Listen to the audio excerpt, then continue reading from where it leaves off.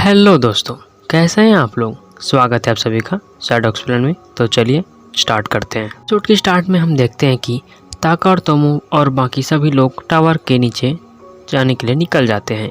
लेकिन तभी फ्रेडिका नाम की एक लड़की, जो कि लाइनल की ओल्ड फ्रेंड होती है, वह उसे रोककर उसका स्टोन मांगते हुए कहती है कि मुझे अपना मैजिक पावर वापस से रिफिल करना है। तो लाइनल उससे कहता है कि यह स्टोन तो सिर्फ मेरे ऊपर ही काम करता है। अब यह सुनकर फ्रेडेरिका गुस्सा हो जाती है और कहती कि तुम किसी काम के नहीं हो, और फिर वो मुंह बनाकर वहाँ से चली जाती है। आगे ताकर तोमो, रिक और लाइनल साथ मिलकर टावर के नीचे जाने लगते हैं, जहाँ पर रास्ते में उन्हें काफ़ी सारे लोगों की बॉडीज़ भी मिलती है। और यह देखकर रिक कहता है कि लगता है हमसे आगे जो गए हैं उन्होंने लगभग सभी ट्रैप्स के असर को ख़त्म कर दिया है। मतलब कि अब हमें सिर्फ बाकी बचे हुए ट्रैप से ही बचकर जाना है। लेकिन रिक ने इतना बोला ही था कि लाइनल का पैर एक ट्रैप के ऊपर पड़ जाता है, जिससे कि एक वेपन उसके आर पार हो जाता है। अब वो अपने स्टोन का इस्तेमाल करके वापस ठीक हो जाता है। ये देखकर तुम उससे कहते कि अगर तुम्हारे साथ ऐसा होता रहता है तो तुम्हें स्टोन को अपने हाथ में क्यों नहीं पकड़ लेते। जिस पर लाइनल कहता है कि अरे हाँ, ये तो एक बढ़िया आइडिया है। और फिर वो एक स्टोन को अपने हाथ में बांध देता है। इसके बाद वो बिना सोचे एक रूम के अंदर चला जाता है, जिसके तुरंत बाद उसके चिल्लाने की आवाज़ आती है। और उसके चिल्लाने की आवाज़ सुनकर जब वो लोग उसके अंदर जाते हैं तो देखते हैं कि वहाँ पर तेरेसा नाम की एक लड़की खड़ी होती है। रिक उससे देखकर शॉक्ड हो जाता है और पूछते कि तुम डिवाइन किंग की नाइट होने के बावजूद भी ऐसे लोगों को क्यों मार रही हो। जिस पर तेरेसा कहती है कि क्योंकि हमें ऐसे ही तो पॉइंट मिलते हैं। मैंने गलती से काफ़ी सारे मासूम लोगों की जान ले ली थी, जिस वजह से मुझे निकाल दिया गया था, इसलिए मैं इस मौके का दोबारा इस्तेमाल करना चाहती हूँ। ये सुनकर रिक सबको वहाँ से बाहर जाने का कहता है, लेकिन तोमो कहते कि हम यहाँ से बाहर नहीं जा सकते क्योंकि पूरे रूम में हर तरफ पतले पतले वायर फैले हुए हैं। इसके बाद रिक तेरेसा से लड़ने का डिसाइड करता है, जिस पर तेरेसा उस पर लगातार अटैक करने लगती है। और उन अटैक्स को रिक को हैंडल करने में काफ़ी ज़्यादा मुश्किल हो रही थी। मगर तभी अपना हीरो ताका पीछे से अपना फेमस डायलॉग बोलता है, मर जाओ तुम। और ये बोलता है और फिर आगे क्या होता है वो तो आपको पता ही होगा। तेरेसा के मरने के बाद ताका को लाइनल का कटा हुआ हाथ मिलता है, जिसमें उसने उस स्टोन को पकड़ा हुआ था और उसकी पूरी बॉडी कहीं और पर ही पड़ी होती है।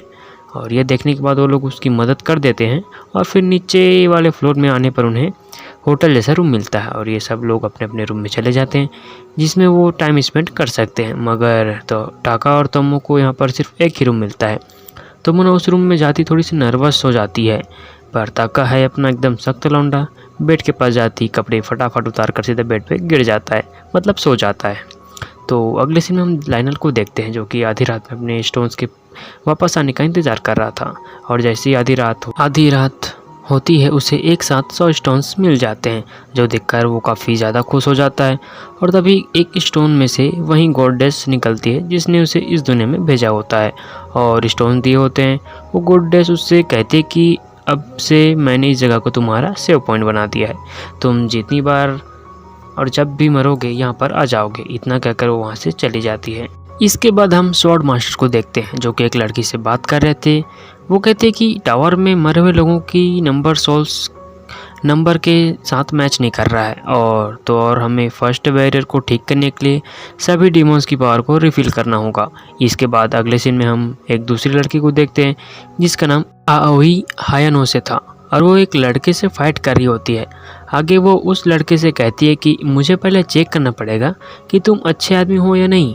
और फिर वो अपनी राइट आई से देखकर कहते कि तुम्हारा नाम रिकोटो है ना। लेकिन तभी रिकोटो अचानक से उस पर मैजिक टेंटिकल से अटैक कर देता है, लेकिन जस्ट वर्ल्ड नाम का मैजिक करके आओई उसके अटैक को वहीं पर गायब कर देती है। ये देखकर रिकोटो उस पर दोबारा से मैजिक अटैक करता है, मगर आओई उसके जैसा सेम मैजिक करके उसके मैजिक को तोड़ देती है। अब ये देखकर रिकोटो काफ़ी ज़्यादा डर जाता है और आओई पर एक मैजिक करने की कोशिश करता है, लेकिन उसका मैजिक एक्टिवेट नहीं होता है। जिस पर आओई कहता है कि मैजिक पावर तुम्हें गॉड से मिली होती है और इसलिए वो उसे वापस भी ले सकते हैं। जिस पर रिकोटो अपना स्वॉर्ड निकाल कर कहता है कि ये स्वॉर्ड मुझे गॉड ने तो नहीं दिया है, इसलिए वो मुझसे यह तो छीन नहीं सकते। इतना कहते वो आओई पर अटैक करने के लिए आगे बढ़ता है, पर आओई उसके अटैक से बचते हुए उसके पीछे जाकर वहीं पर उसका गला काट देती है।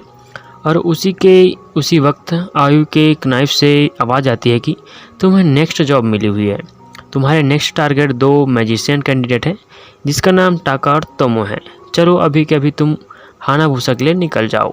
इसके बाद आयु वहाँ से निकल रही होती है, मगर तभी पीछे से डायमोन हानाकावा, जिसे टाका ने फर्स्ट एपिसोड में जंगल में मरने के लिए भेज दिया था, वह आकर आउई के पैरों पर पड़ जाता है और रोते हुए कहता है कि जब मैं फॉरेस्ट में जंगली बीस्ट के बीच घूम रहा था तब मुझे रिकोटो ने अपना सर्वेंट बनाया था, लेकिन अब जब वो मर चुका है तो मेरे पास करने के लिए कुछ भी नहीं है, इसलिए प्लीज़ मुझे आप अपना सर्वेंट बना लीजिए। तो इस तरफ वहीं सुबह जब तोमो की नींद खुलती है तो वो देखती कि ताकाना उसके चेस्ट के ऊपर सर रखकर आराम से सो रहा था, पर वो नर्वस होकर अचानक से बैठ जाती है। तभी उसकी नज़र अचानक से घोस्ट पर जाती है जो कि दीवार के अंदर फंसी हुई होती है। उसे देखकर वो कहती कि तुम वहाँ क्या कर रही हो, जिस पर घोस्ट कहती कि आधी रात को जब तुम सो गई थी तब मैंने ताका को तुम्हारे ऊपर सोते हुए देखा था और मैं तुम लोगों को डिस्टर्ब नहीं करना चाहती थी, इसलिए मैं यहाँ से निकल गई थी, लेकिन मुझे मेरी क्यूरियोसिटी बर्दाश्त नहीं हुई और जब मैंने झांकने की कोशिश की तो मैं यहीं पर अटक रह गई। ऐसा लगता है कि इस टावर के सभी लोग मरे हुए सोल्स को बंदी बनाकर रखना चाहते हैं। और तभी ताका की नींद भी उड़ जाती है और वो घोस्ट से उससे मदद मांगने लगती है। दीवार पर हाथ रखकर पूरे मैकेनिज्म को ही तोड़ देता है, जिससे कि घोस्ट दीवार से बाहर आ जाती है। इसके बाद ताका तोमो से कहता है कि मैं चाहता हूँ कि तुम अपने आप को तैयार कर लो, क्योंकि अब से जो भी मेरे रास्ते में आएगा मैं उसे मारने वाला हूँ। पहले मैं जितना हो सके उतना कम मारना चाहता था, लेकिन अब हमें यहाँ से निकलना होगा। कब तक चलेगा ये सब? ये सुनकर तोमो कहते कि तुम चिंता मत करो, मैं पहले से ही तैयार हूँ। जब भी तुमने किसी को मारा है तो मैंने तो ऐसे ही सोचा कि जैसे मैंने ही उन्हें मारा हो, और जब भी तुम मेरी जान बचाते हो तो भला मैं कंप्लेंट कैसे कर सकती हूँ। यह सुनकर ताका यहाँ पर पिघल जाता है और वो शर्म के मारे पीछे मुड़ जाता है। तो वहीं इस तरफ आओई और हाना माउंटेन से गुजर रहे होते हैं, जहाँ पर उनके सामने एक ड्रैगन अटैक कर देता है। तभी आओई उससे देखकर कहती है कि इतना बड़ा ड्रैगन भला उड़ कैसे सकता है, और इसके तुरंत बाद वो ड्रैगन नीचे गिर जाता है। आगे आओई हाना से कहती है कि मेरी एबिलिटी जस्ट वर्ल्ड से मैं इस दुनिया के बारे में जो भी सोचूंगी वह सच हो जाएगा। हाँ, लेकिन अगर मेरे दुश्मन का लक स्टेट काफ़ी ज़्यादा है तो मैं अपनी एबिलिटी का इस्तेमाल नहीं कर सकती।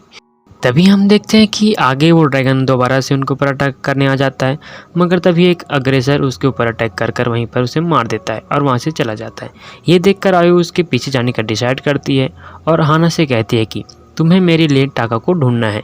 तो वहीं इस तरफ ताका और तोमो अपने रास्ते से सभी ट्रैप्स से बचते हुए आगे बढ़ रहे थे, मगर तभी उनके सामने एक आदमी आ जाता है और कहता है कि मैं इस टावर का क्रिएचर हूँ, और क्या तुम्हें कोई अंदाज़ा भी है कि मैंने इस टावर का ट्रैप बनाने में कितना टाइम और दिमाग लगाया है, लेकिन तुम उन्हें बड़ी आसानी से पार कर ले रहे हो। और तो और डार्क गॉड को कैद रखने के लिए बैरियर का सही होना काफ़ी ज़रूरी है। तभी ताका उससे कहता है कि देखो, अगर तुम हमें बाहर जाने दोगे तो मैं तुम्हें कुछ नहीं करूँगा। यह सुनकर वो आदमी कहता है कि मैं इतना बड़ा बेवकूफ़ भी नहीं हूँ जो कि तुम पर यकीन करूँ, और ये बोलते ही वो वहाँ पर अपना मैजिक करने का लगता है, लेकिन इससे पहले कि वो अपना मैजिक कंप्लीट कर पाता उसको वहीं पर ख़त्म कर देता है टाका। तो इस तरह टावर के अंदर काफ़ी सारे माल फंक्शंस हो गए थे, सारे बैरियर टूट गए थे, सभी ट्रैप्स बर्बाद होते जा रहे थे। किसी को कुछ समझ नहीं आ रहा था कि यह सब क्या हो रहा है। तो अगले सीन में हम रिक को देखते हैं जिसके अब 100 पॉइंट्स हो गए थे। आगे वो फ्रेडेरिका से मिलता है जो कि लाइनल को पॉइंट्स गेन करने में मदद कर रही होती है। तो वहीं इस तरफ ताका और तोमो एक स्टेडियम पहुंचते हैं जहां पर 2 लड़कियां आपस में फाइट कर रही होती है, और वहीं उनके पीछे एक लड़का आराम से बैठकर सब कुछ देख रहा था। और तभी वो एक लड़की जिसका नाम सीरो था उसे कहता है कि इसका अटैक कुछ खास नहीं था।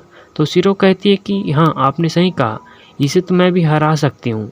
तो वहीं इधर टाका और तोमो तो वहाँ से निकलने का रास्ता ढूंढ रहे थे, और वो देखते हैं कि रास्ता तो वो लड़का जहाँ पर बैठा था ना उसके पीछे ही है।